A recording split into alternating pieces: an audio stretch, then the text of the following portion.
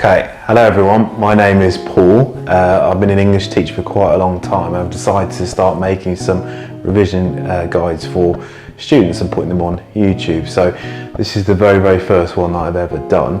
But what I'm going to be doing today is looking at some key quotes from An Inspector Calls, which is a play that I love to teach and I try to make as interesting as possible for my students. So I'm going to look at each character from the play and look at 3 key quotes from each character and just talk you through them, why they're important quotes, why the characters say them, why Priestley might have got his characters to say them as well. I'm going to talk about the Inspector now. Very interesting character within the play. Very early on in the play, when he's speaking to Mr. Birling, Mr. Birling talks to him about he can't accept any responsibility. We can't have everything's happened to everybody being the responsibility of everyone. It'd be very awkward, wouldn't it? And the Inspector's very curt and blunt response to that is very awkward. Now that is the Inspector in a nutshell. Mr. Birling talks endlessly. He's talking about how it'd be utterly ridiculous for everyone to look after each other. But the Inspector chooses his words really carefully, and he's able to cut through all that and the power of the Birlings and the social standing of them. And he reiterates and repeats what Birling says. He says very awkward. But the way that the actor playing the Inspector says that short sentence is very important. Is he sarcastic? Is he repeating what Birling said to make a mockery of it? Is he implying something about, through those words very awkward, what's he trying to say? So it's noticeable to the audience because it's so short and because it's so blunt.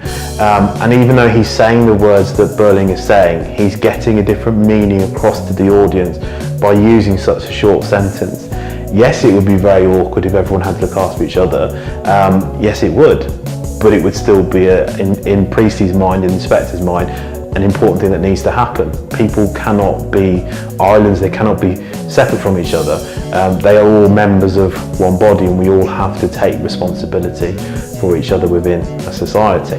And Mr. Birling at times gets quite angry at the Inspector because of the way that he talks to the characters, because he is no respecter of class. And at one point, with the stage director saying the Inspector massively, because he's got so much power over the Birlings, he says, "Public men, Mr. Birling, have responsibilities as well as privileges." So Mr. Birling effectively threatens the Inspector, saying, "I'm a public man, I've been Lord Mayor, I'm a very important person." But reputation means nothing to the Inspector. It's about the actions you have, the words that you use, the way that you portray yourselves to other people within society. That's far more important than your social status, your social standing. And he says, look, you have responsibilities as well as a privilege that you've had all your life. You have those responsibilities in society. So the way that he speaks to those characters is so blunt and so to the point that it really shocks them. They don't know what to make of it, because normally people in an Edwardian society, lower down in society, would be very respectful, what we call doffing their caps, would never say anything offensive or rude or blunt to those characters just because of their social standing. But here the Inspector comes in and he just crashes through all of that. He's very much like a grenade that just comes into the play and just blows up everything that existed before. He completely changes what's called the paradigm, or the way of thinking. Okay, and then this is a really famous quote from towards the end of the play, just before the Inspector leaves, and then there is the additional scenes afterwards with just the family talking to each other about what's happened. And he talks about, we don't live alone. We are all members of one body. So that metaphor of being members of a body, we're not individuals within society, we are one society and we need to help each other. That's effectively what he's saying. We are responsible for each other. But he also has this quite disturbing undertone towards the end of it, where he talks about if men will not learn that lesson, that we are members of one body, they will be taught it in fire and blood and anguish. So that triplet, or that what you might call a rule of 3, at the end of that quote, it suggests the idea of revolution, it suggests the idea of violence, that if the upper classes are not willing to take responsibility for their own actions and help the rest of society to use their influence and wealth to make changes, then there will be violence, there will be revolution.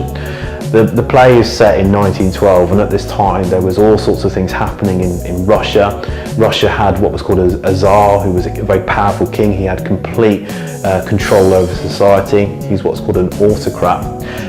And there was the Russian Revolution, and there was the Bolshevik uprising, and Russian society eventually became communist, which is a very different way of running a society. So it's very much the complete antithesis or the opposite of capitalism. And that's hinted at here, this idea that if people are mistreated for long enough and they're ignored for long enough, there will be violence. So there's that suggestion there. And of course the two world wars happened, and millions of people in Britain died as a result of those two world wars. And in 1945, Winston Churchill, the hero of the war and the Prime Minister and the leader of the Conservative Party, he lost the general election in 1945 to Clement Attlee's Labour Party, because Labour promised a socialist agenda, a socialist manifesto, including things like the NHS in terms of pensions and benefits, and a welfare state that would help the most needy in society. People effectively wanted change in politics in society because of the violence and the impact that the two world wars had. So Priestley's hinting at that in this quote, and he's hinting at things like the Russian Revolution. Things have to change in society, and 1945 would have been a time of real upheaval, of real change, and Priestley's just reiterating that, making it clear to his audience here, and to think about what kind of a society they want in Britain as well. Okay, so I've been through every major character in the play. I haven't spoken about Edna. I know that lots of students love Edna, but she doesn't really say a lot, and she is an important character in many ways, but because she doesn't say anything, I can't really talk about her in terms of key quotes. But I hope you found the video useful. If you click on the links at the end of it, you'll go to my shop with lots of revision guides and resources for both students and for teachers. You can subscribe to my videos, which I'm hoping to make quite a few from now onwards. You can go to my Twitter feed, to my Facebook feed, there's all sorts of things at the end. Thank you for listening, I hope that was useful.